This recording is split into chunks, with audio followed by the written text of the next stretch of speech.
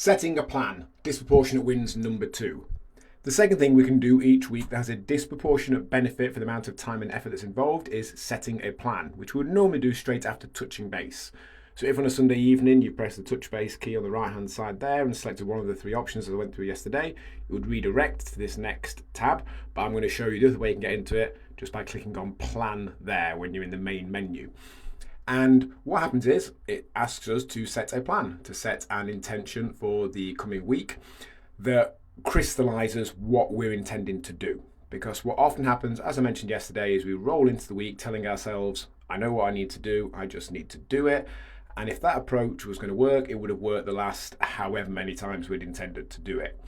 Setting a specific intention that takes into account the challenges of the coming week and things that are going on and things that may affect the general approach of just doing more means it's way more likely to happen. And by actually setting something concrete, we're probably going to put a plan in place for how that then happens. If we just tell ourselves that I need to exercise more or eat less or get in for some sessions or get to bed earlier, then it's so vague that we're probably not even going to notice if it happens. We're not going to build confidence and momentum. We're not going to put in place a particular plan. We're just going to try again or try harder. So what an effective plan does is have specifics in it. Numbers are often great. When you get to this tab, the first thing it's going to do is if you set a plan last week, it's going to ask you to tick if you did that plan. So you're going to tick that green tick there. Even if you ticked the up green arrow on the previous thing, that's a different thing. That was just generally to let us know how you're getting on, which was rise, float or sink.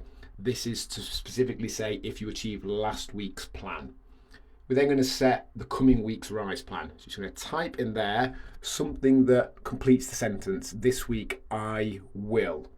So it's an implementation intention, the thing you're going to do. If you want to tick this box here, it makes it anonymous. It means that we won't post it in the Facebook group. We'll still check in with you manually, but it won't be posted publicly. And here you've got the 4 rules of a rise plan. If you've never read this before, please do so. Like I said before, best rise plans have specifics. You'll have a number in it, some details. Again, as it says there, anything that is more, less, some, etc. probably won't happen. Or as it says there, will leave us how we feel it's going, and how we feel about things will invariably tell us that we've failed. It has to be 100% under your control. If you at the end of the week can say to me, I didn't do it because this person did this thing or this happened at work, it wasn't a very well set plan. It should just be something you can choose to do or not do.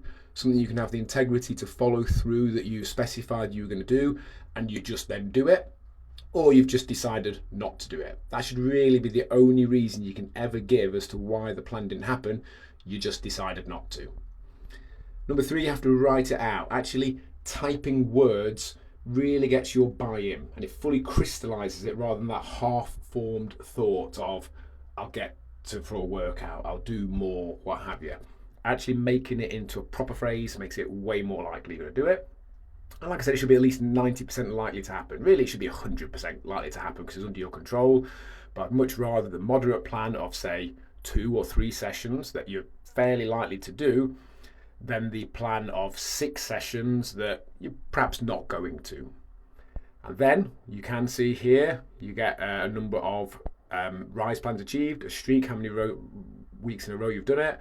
You then get a little present as it shows down here for every multiple of 8 weeks that you achieve. So when you get to 8 weeks of setting and achieving your rise plan through to 80 at the moment, you get these either sent in the post or given out to you in the club. So realistically, from start to finish, if you've done this straight after touching base, you're probably looking at less than 10 seconds by the time you then click this arrow and it's redirected to this. You then maybe want to take 30 seconds to give a little bit of thought to the coming week's rise plan, maybe a minute to really make it a good one, and then press enter and you're done. So sub 1 minute. The entire process of getting your phone out of your pocket, touching base and then setting a plan, putting your phone back in your pocket, probably 90 seconds at most. So you're looking at a very small proportion of a single percentage of the entire week. And if you can find anything that gives you a disproportionate benefit bigger than that, I will be astounded. All the research shows setting specific intentions makes it way more likely going to happen. All my experience, all the data I've got on people who do this at the club shows it's way more likely. Those that time and time again tell themselves, I know what I need to do, I just need to do it, or that I'm going to try harder, or I'm going to do more, or what have you, it goes the same way that went before, which is fine until it isn't.